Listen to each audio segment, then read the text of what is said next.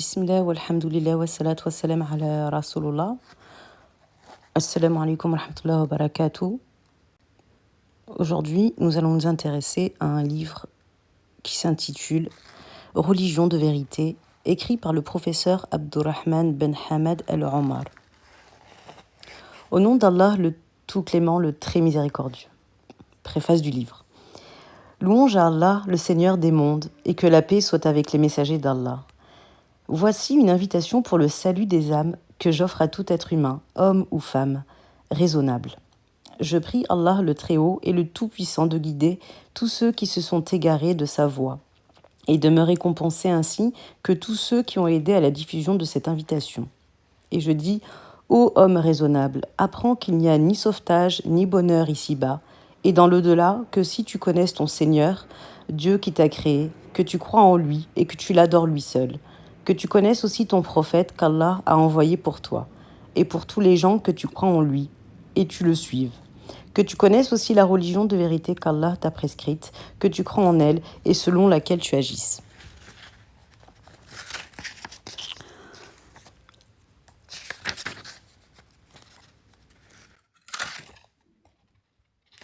Ce livre contient toutes les questions religieuses importantes que tu dois connaître et pratiquer. Pour expliquer certaines questions, je compte sur les paroles d'Allah le Très-Haut et sur les hadiths de son messager, alayhi salatu wassalam. Ce sont les bases de la religion de vérité qu'Allah a prescrite pour tout le monde. J'ai évité l'imitation aveugle qui a égaré beaucoup de gens. J'ai même mentionné quelques sectes perverties qui se déclarent faussement être dans le droit chemin, tandis qu'en réalité, elles en sont éloignées. Mon but est de mettre en garde contre elles tous ceux qui ignorent leur objectif. Puisse Allah me venir en aide dans cette mission. Donc, préface écrite par l'auteur Abdurrahman Ben Hamad Al-Omar. Premier chapitre du livre, la connaissance d'Allah, le magnifique créateur. Ô homme raisonnable, tu dois connaître que ton Seigneur qui t'a créé du néant et t'a élevé par ses grâces et ses bienfaits.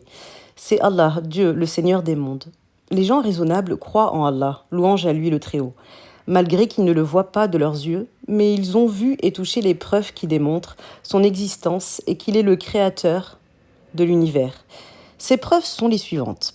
Premièrement, l'univers. L'homme et la vie sont des faits existants ayant un début et une fin, et ayant besoin des autres. Ces faits qui ont besoin des autres prouvent qu'ils sont des créatures. Et ces créatures doivent avoir un créateur. Ce grand créateur est Allah. Allah lui-même nous a informé qu'il est le créateur dirigeant de toutes les créatures. Cette information nous est parvenue par les livres d'Allah qu'il fit descendre sur ses messagers. Et des derniers ont annoncé ces paroles aux gens et leur ont prêché de croire en Allah et de l'adorer tout seul. Le Très-Haut dit dans son livre le Saint-Coran. Sourate les Limbes, El-Araf. Oui, votre Seigneur c'est Allah, qui a créé les cieux et la terre en 6 jours. Puis il s'est établi sur le trône. Il fait que la nuit, excitée à poursuivre le jour, le couvre, et le soleil et la lune et les étoiles mises à la corvée par son commandement. N'est-ce pas à lui qu'appartient la création et le commandement ? Béni soit Allah, Seigneur des mondes. En résumé, ce noble verset signifie « Dieu informe tous les gens qu'il est leur Seigneur créateur qui les a créés, ainsi que les cieux et la terre en 6 jours. » Il avertit qu'il s'est établi d'une manière digne de son exaltation sur son trône, et ce dernier est au-dessus des cieux.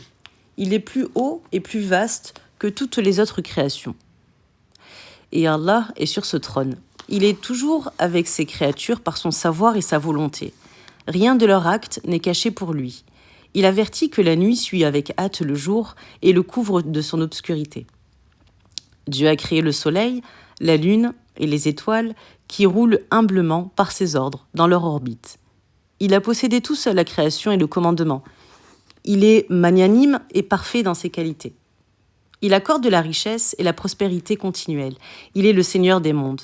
Il les a créés du néant et les a prospérés par ses grâces. Le Seigneur Très-Haut a dit dans le Saint-Coran, Sourate les détaillés, verset 37, « Et de ces signes sont la nuit et le jour, et le soleil et la lune.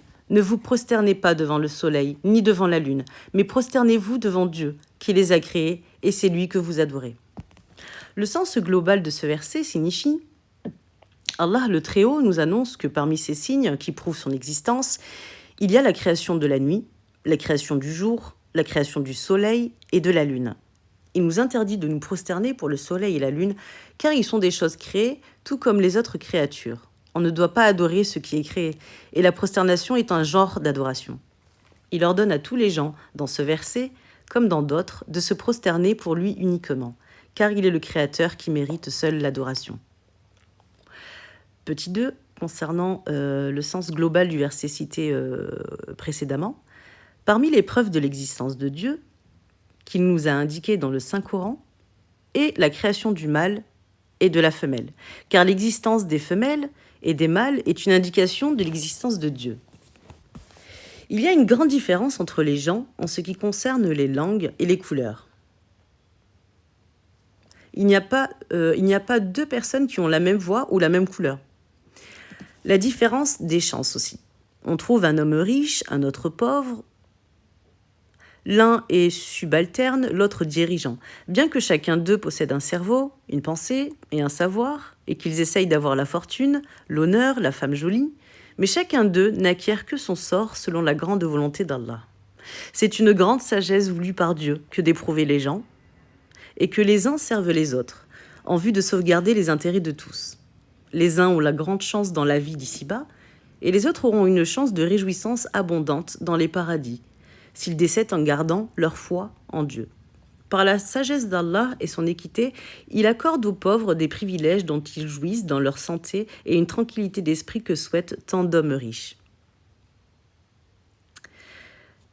Je continue toujours à citer le sens global du verset que j'ai cité tout à l'heure. Là, on est en train de décrire en détail la signification du verset que je rappelle, dans la sourate Les Détaillés, verset 37, que je cite.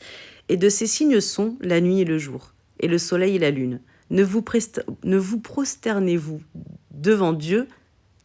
Non, astaghfirullah, je recommence. Le verset 37, sourate Les Détaillés. Et de ces signes sont la nuit et le jour, et le soleil et la lune. Ne vous prosternez pas devant le soleil, ni devant la lune, mais prosternez-vous devant Dieu qui les a créés, et c'est lui que vous adorez. Dans ce verset est décrit également la thématique du sommeil.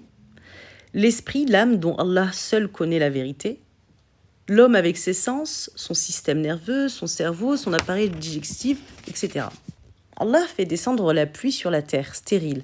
Alors poussent les plantes et les arbres à différentes couleurs, différentes formes, différentes utilités et goûts.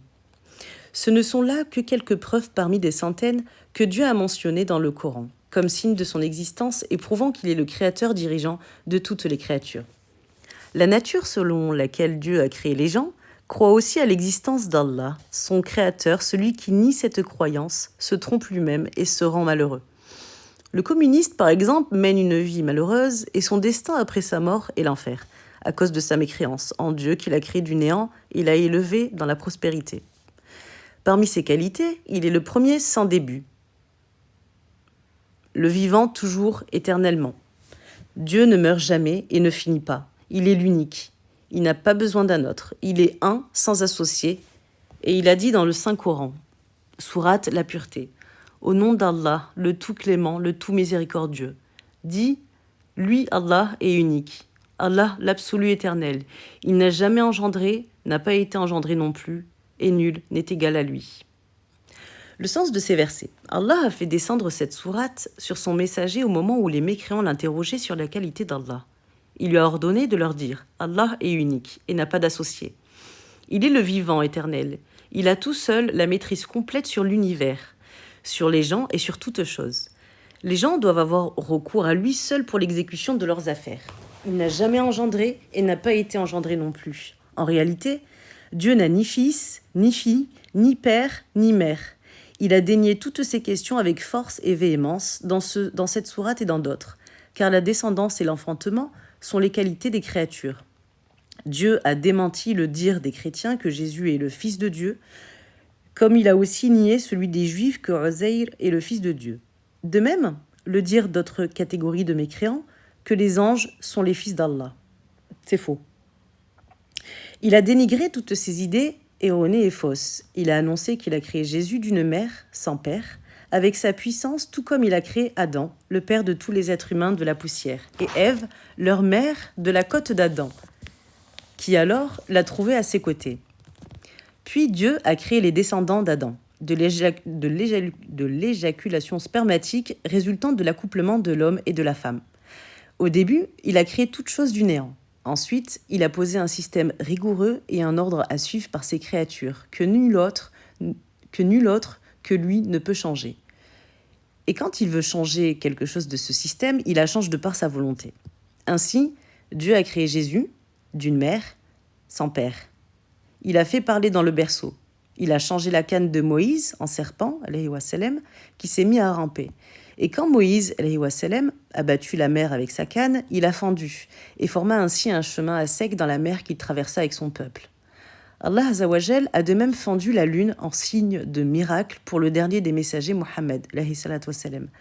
Comme il a ordonné aux arbres de le saluer à son passage et aux animaux de témoigner à haute voix que Mohammed, alayhi salatu wa sallam, est le messager de Dieu. Il le fit aussi voyager de nuit à l'aide d'un Pégase, donc c'est un animal tout blanc ailé, plus grand que l'âne et plus petit que le mulet, de la sainte mosquée de la Kaaba à la très lointaine mosquée El-Aqsa, à Jérusalem.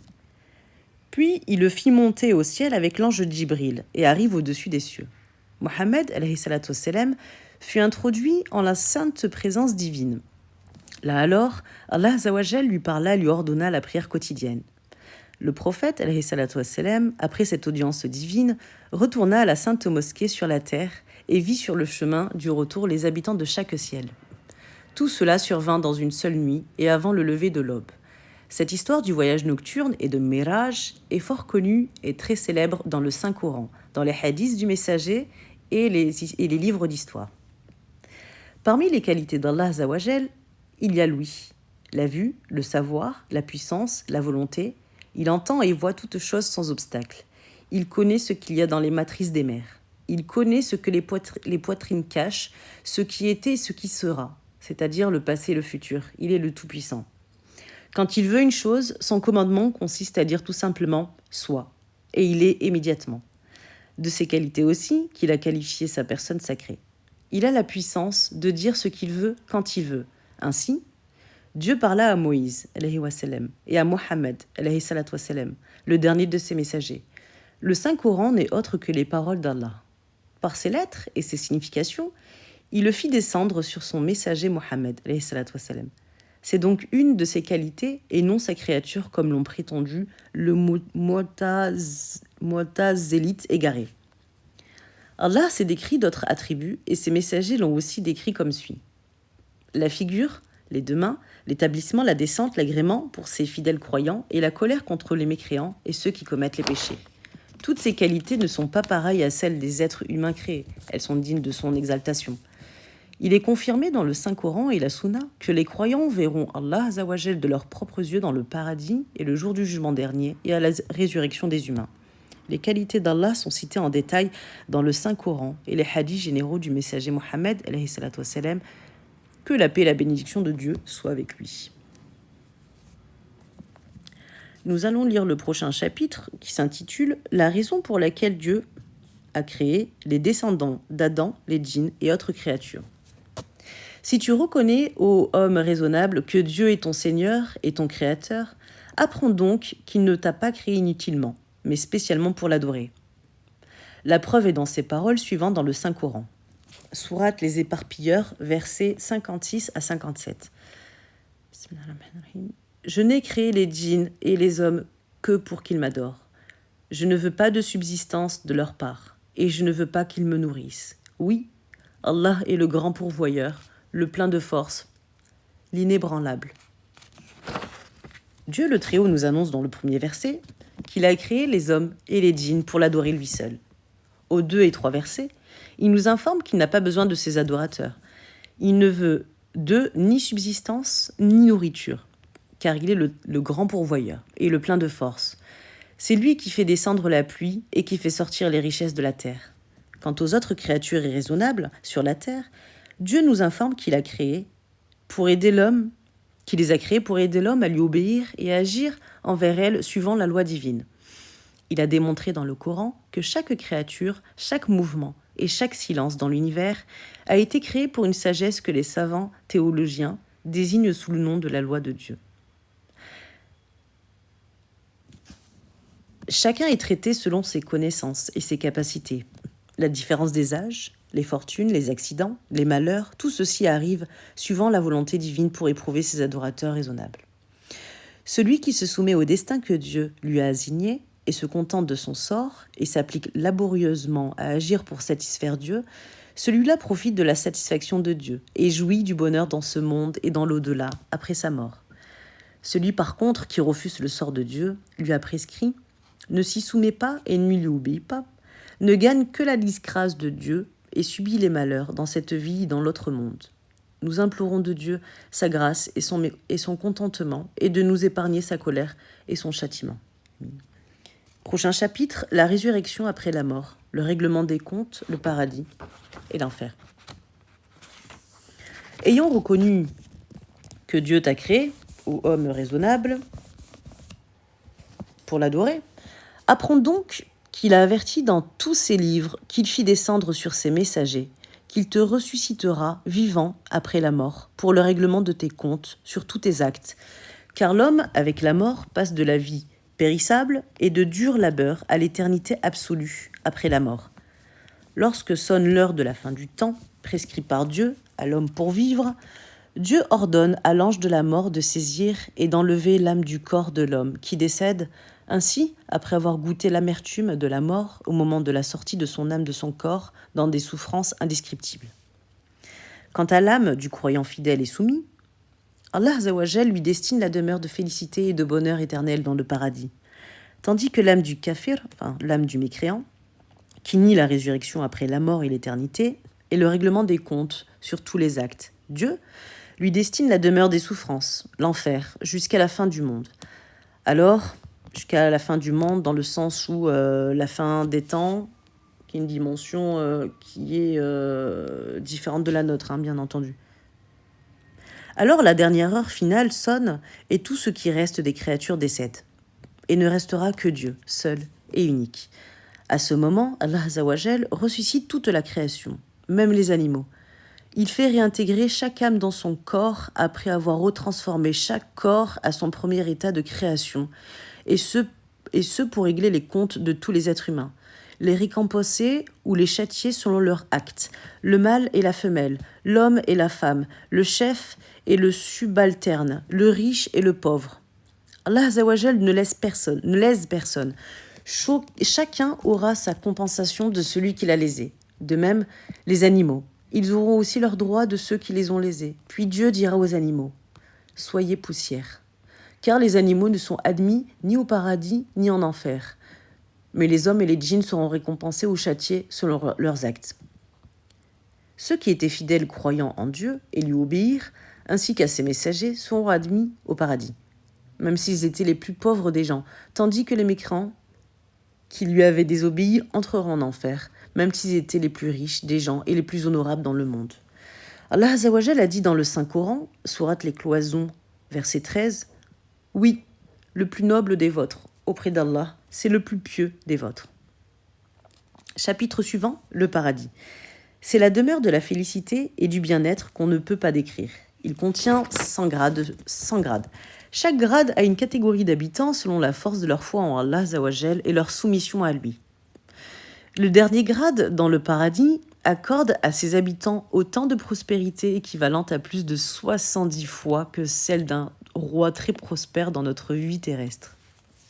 L'enfer. L'enfer, par ailleurs, que Dieu nous en protège, est la demeure du supplice et des souffrances dans l'au-delà après la mort. L'enfer contient des genres de supplices et de châtiments qui effraient les cœurs et poussent les yeux à verser de chaudes larmes. Les gens de l'enfer meurent à sa vue, mais il n'y a pas de seconde mort dans l'autre monde, car la mort n'arrive qu'une seule fois, et tout être humain est alors transféré de la vie en ce monde à l'éternité. Le Saint-Coran a cité la description complète de la mort, de la résurrection, du jugement, du règlement des comptes, du paradis et de l'enfer. Les évidences sur la résurrection, après la mort, sur le jugement et la récompense ou le châtiment, sont très nombreuses dans le Coran. Voici ce qu'a dit Allah Azza wa Jal dans le livre saint. Sourate Taha, verset 55.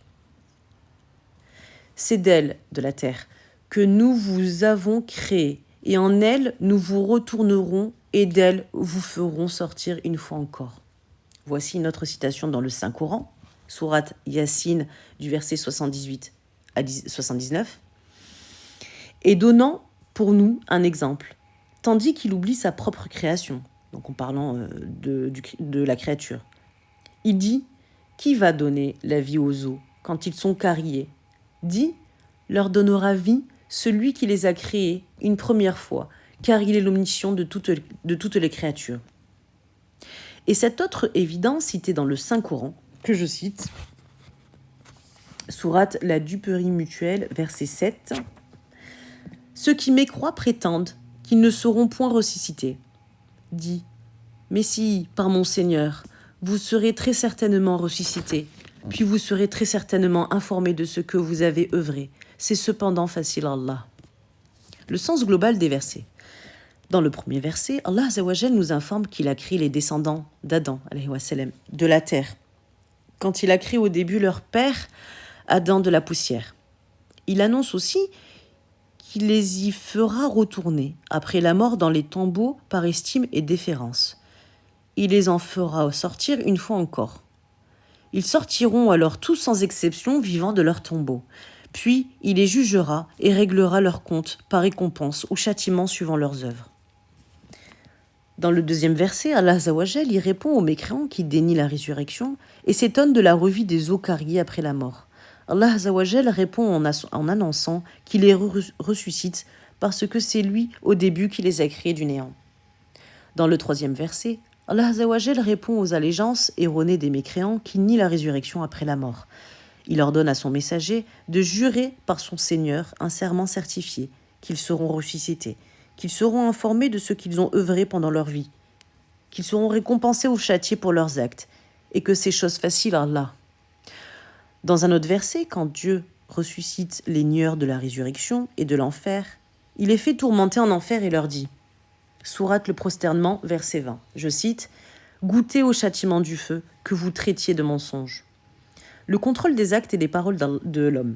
Donc là, on parle du contrôle des actes et des paroles de l'homme. Allah Azza wa Jal a annoncé qu'il connaît d'avance les actes et les paroles de chaque homme, ses bonnes et ses mauvaises œuvres, qu'il a commises soit en secret, soit en public, et il les a déjà enregistrées sur un tableau conservé chez lui, avant la création des cieux, de la terre, de l'homme et des autres créatures. Avec ça, il a chargé 2 anges pour chaque être humain, l'un à droite pour enregistrer tous ses bienfaits et l'autre à sa gauche pour enregistrer toutes ses mauvaises actions, sans rien oublier avec toutes les précisions possibles. Le jour du jugement dernier, chacun recevra son livre qui contient toutes ses paroles et ses actes. Alors, il le lira et ne pourra rien nier de ce qui est écrit. Celui qui essaiera de nier, Allah Azza wa Jal fera alors parler ses oreilles, ses yeux, ses mains, ses pieds, sa peau et tous ses membres et organes de tous les actes qu'il avait commis de son vivant. Le Saint-Coran précise tout ceci avec tous les détails. Voici la citation d'Allah Azza wa Jal dans le Coran, sourate Kaf, verset 18.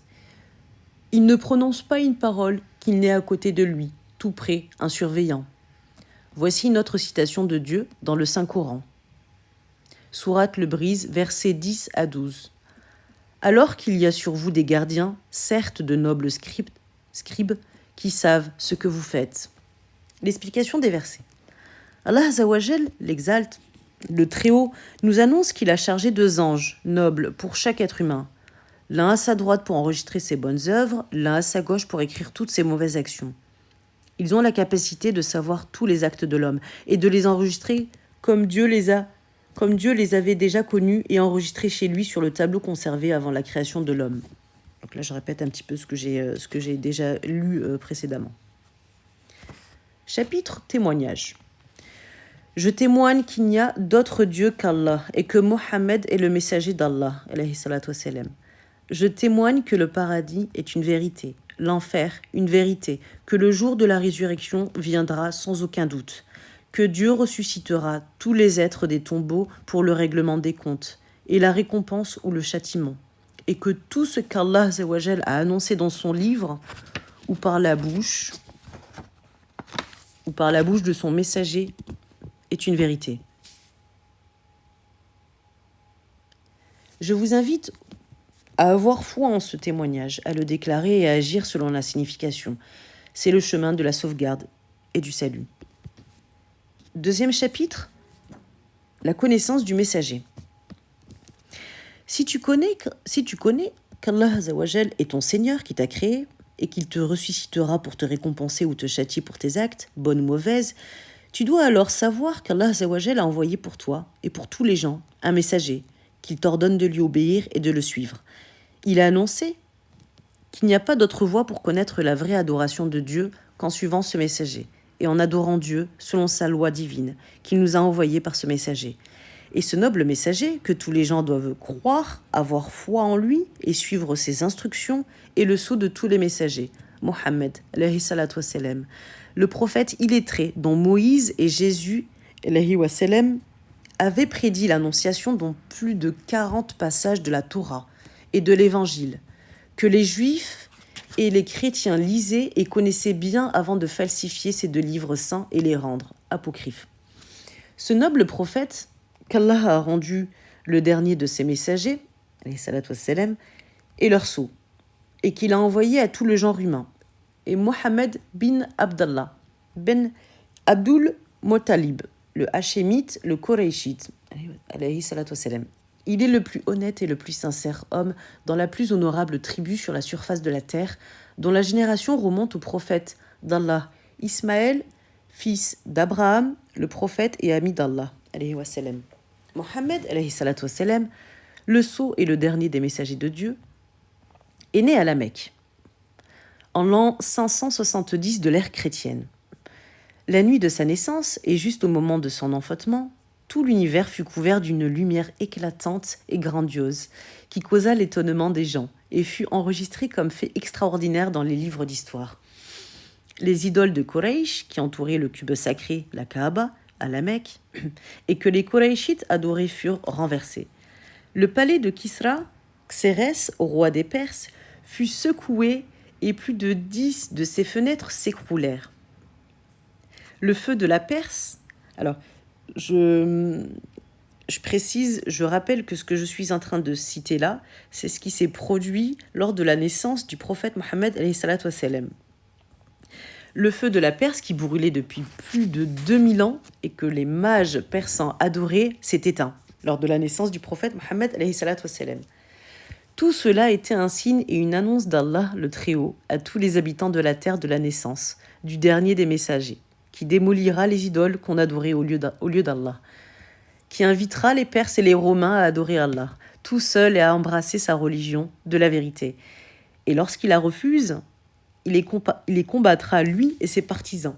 Et Allah Azzawajal lui prodiguera la victoire et diffusera sa religion, qui est sa lumière sur la terre. Ce qui est arrivé effectivement de la mission divine de Mohammed alayhi salatu wassalam.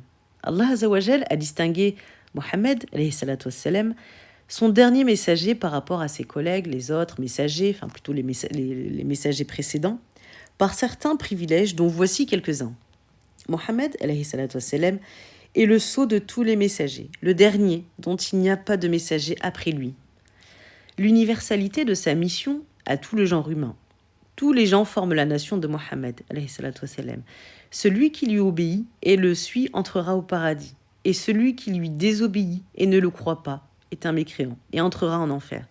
Même les juifs et les chrétiens sont chargés de le suivre, et celui qui ne le suit pas et ne croit pas en lui ni en sa mission est mécréant aussi envers Moïse, alayhi wassalam, Jésus, alayhi wassalam, et tous les prophètes. Parce que je rappelle que les prophètes sont tous musulmans.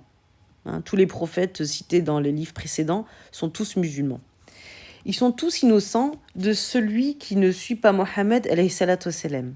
Car Allah Azzawajal leur avait ordonné de prêcher à leur nation, de suivre Mohammed alayhi salatu wassalam. Quant au moment venu, Allah Azzawajal le chargera de la mission. Et parce qu'aussi sa religion, qui a la mission de diffuser et de prêcher, comprend les mêmes principes que les autres religions. mais d'une façon plus parfaite et plus compréhensible par l'entremise de Mohammed, le dernier des messagers. C'est pour cela qu'après la mission de Mohammed, il n'est pas permis à qui que ce soit d'embrasser une autre religion que l'islam, avec laquelle Allah l'a envoyé, car l'islam est la religion parfaite qui a rendu caduques toutes les religions précédentes. Elle est la religion de vérité protégée par Allah Azawajal. Quant au judaïsme et au christianisme actuel, ce sont des religions qui ont subi de fausses interprétations et de déformations, et ne ressemblent plus à celles envoyées par Allah Azawajal. Tout musulman qui suit Mohammed est considéré de même suivre Moussa, Moïse, et Jésus, Isa, et tous les prophètes. Celui qui renie l'islam et ne le suit pas est considéré mécréant, à l'encontre de Moïse, Jésus, et tous les autres prophètes. Parce que je rappelle qu'il est important de préciser et de le rappeler que Jésus est un prophète de l'islam. Isa, même s'il se déclare être de leur adepte. C'est pour cela qu'un bon nombre de rabbins juifs et de moines chrétiens sages, raisonnables et équitables se sont hâtés de croire en Mohammed et d'embrasser l'islam. Les ulama et savants théologiens qui ont enregistré le récit de la vie de Mohammed ont essayé de compter ces miracles qui prouvent la véracité de sa mission. Et ils en sont trouvés plus de 1000 miracles, dont le sceau de la mission prophétique, marque que Dieu a créé en relief au milieu des épaules de Mohammed sous forme de verrue sur la peau portant l'écriture claire suivante: Mohammed est le messager d'Allah. Autre miracle que je cite, un nuage protégeait Mohammed par son ombre lorsqu'il marchait sous le soleil torride d'été. Dans ses mains, les cailloux chantaient les louanges d'Allah. Les arbres le saluaient à son passage. Il a été informé par révélation des nouvelles cachées et occultes qui arriveront jusqu'au dernier jour. Allah les lui a inspirées, et voici, nous constatons qu'elles arrivent peu à peu conformément à ses prédications. Et ces faits occultes qui surviennent depuis le décès de Mohammed jusqu'à la fin du monde, on les retrouve enregistrés dans les livres des hadiths, et ceux des signes de la dernière heure du monde, comme la fin, par Ibn Kathir, le livre des nouvelles diffusées sur les signes de la dernière heure du monde. Les chapitres relatant les émeutes et les batailles citées dans les livres des hadiths. Tous ces miracles de Mohammed ressemblent à ceux des prophètes qui l'ont précédé. Mais Allah Azawajal l'a favorisé par un miracle intellectuel, durable au cours des siècles et jusqu'à la fin du monde, miracle qu'il n'a pas accordé à autre prophète, c'est le Saint-Coran, qui s'est chargé de protéger et de conserver contre toute déformation ou fausse interprétation. Si quelqu'un essaie de changer une simple lettre, il sera immédiatement découvert. Effectivement, voilà des centaines de milliers de copies du Saint-Coran entre les mains des musulmans, sans aucune différence entre elles, sans la moindre erreur, pas même dans une particule. Tandis que les copies de la Torah et de l'Évangile sont diversifiées et différents l'une de l'autre, car les Juifs et les chrétiens les ont falsifiées et déformées lorsque Dieu les avait chargés de leur conservation. Mais au contraire, il n'a pas chargé qui que ce soit pour protéger et conserver le Coran et s'est réservé ce soin. Voici la citation divine dans le Saint-Coran qui confirme cette vérité. Sourate Al-Hijr, verset 9. Oui, c'est nous qui avons fait descendre le rappel, et c'est certes, oui, c'est nous qui en sommes gardiens. Je vais m'arrêter sur ce chapitre concernant la lecture du livre qui s'intitule « Religion de vérité », qui a été rédigé par le professeur Abdurrahman Ben Hamad El-Omar. Et je continuerai, Inch'Allah, la lecture de la suite de ce livre dans un prochain live. Inch'Allah. سبحانك اللهم وبحمدك أشهد أن لا إله إلا أنت أستغفرك وأتوب إليك لا إله إلا أنت وحده لا شريك له له الملك وله الحمد وهو على كل شيء قدير. Traduction en français. Gloire et pureté à toi, ô Seigneur, et à toi la louange. J'atteste qu'il n'y a pas d'autre divinité que toi. Je te demande pardon et me repens à toi. Il n'y a d'autre divinité qu'Allah, unique sans associé. À lui la royauté, à lui la louange, et il est capable de toutes choses. Amin. Assalamu alaikum.